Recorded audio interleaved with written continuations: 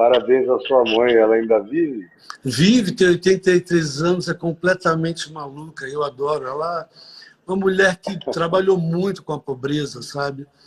E uma característica muito pessoal, assim, muito inédita, porque ela nunca vestiu uniforme, sabe? Eu lembro que ela era uma mulher da sociedade, com joias, sempre gostou muito de joias, e minha avó era uma pessoa mais racê. E ela, quando ia, ela fazia uma assistência que era toda quinta-feira dar banho nos leprosos. Naquela época, a lepra era uma coisa que todo mundo dizia que pegava. Então, a avó pedia, não vai, mas ela sempre ia, e eu fui muitas vezes com ela. E ela chegava lá cheia de joias.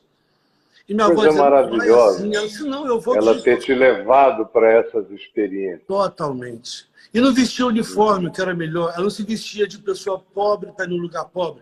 Ela ia como ela era. E era lindo porque chegava lá, ela botava já nas pessoas, e a gente dava o banho, lavava os pés, lavava... Aquilo tudo, ao invés de ser um ato de caridade, porque a caridade também está meio ligada à vaidade, era um ato, era uma alegria para mim. Porque eu já era muito diferente dos 6 irmãos que tenho ainda, graças a Deus, e vi aquelas pílulas que eles tomavam, que era prateada. E tinha aqueles cobogós na fresta, entrava o sol e batia naquelas pílulas prateadas. E refletia. Então eu pensava, olha, de todo, não é ruim ter essa doença. Eles tomam essa pílula mágica, entendeu? A coisa lúdica da criança, né? Eu cresci em meio à lepra. Eu Foi? sou amazonense, e numa época em que a lepra graçava no Amazonas, espalhada para todo lado.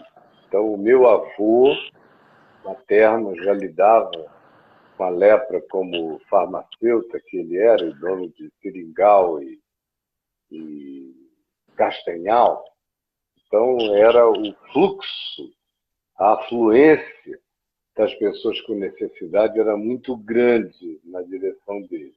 Ele era um homem generosíssimo, com um coração maior do que ele, um cara sem vaidades e sem caridade. Ele era cheio de amor e atitude, mas sem essa caridade superior, supremacista. Ao contrário, ele era um no meio do povo com um caráter cheio de amor prático. Isso passou para a família toda e passou para o meu pai. E uma das experiências que meu pai disse que mais marcaram aí por volta de 20 anos de idade, quando meu avô ficou doente, e ele era o 8º filho, mas foi incumbido de cuidar da família toda, porque boa parte dos irmãos estavam estudando no Rio e Salvador, naquele tempo, e era a Segunda Guerra Mundial. Então, o que aconteceu? Ele passou a ir para o interior do Amazonas todo mês de novembro e só voltava em março para a faculdade de Direito que ele fazia. Ele ficava períodos longos lá. E numa dessas experiências, ele encontrou com um senhor leproso que se servia dos produtos de castanha e de outras coisas que tinha lá no seringal e papai distribuía para todo mundo. E ele chegou lá dizendo que tinha que ir embora, porque ele estava com lepra e a mulher e os filhos já não queriam a presença dele nem nas proximidades. O papai viu que ele estava começando a manifestar feio a lepra. Ele falou, olha, você não pode ir no navio, nem no batelão, nem num barco de linha, porque eles não vão aceitar a sua presença. E papai então conseguiu amarrá-lo num barco que ia para Manaus, botar numa corda distante uma canoa lá atrás, fez uma tapera de palha em cima da canoa para ele não pegar todo aquele sol.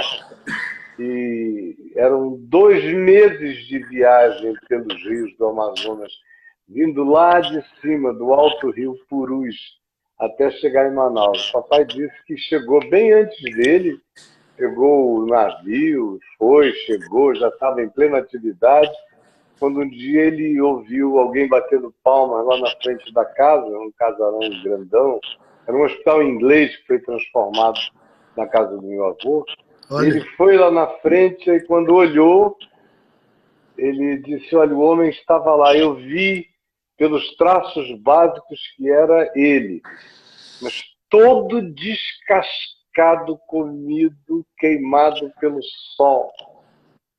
E ele não quis nem se aproximar de mim, ficou longe, em carne viva.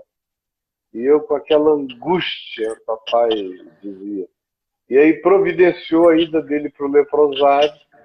Manaus tinha muitos leprosos no leprosário. Eu também fui ao leprosário muitas vezes. Só que eu já fui depois de 18, 19 anos, a partir da minha própria consciência. Em fé, eu fui com muita regularidade aos leprosários, fiz muita reunião com os que sofriam de hanseníase e as suas famílias. De modo que quando você falou aí, um monte de memórias pessoais me vieram aqui. Né?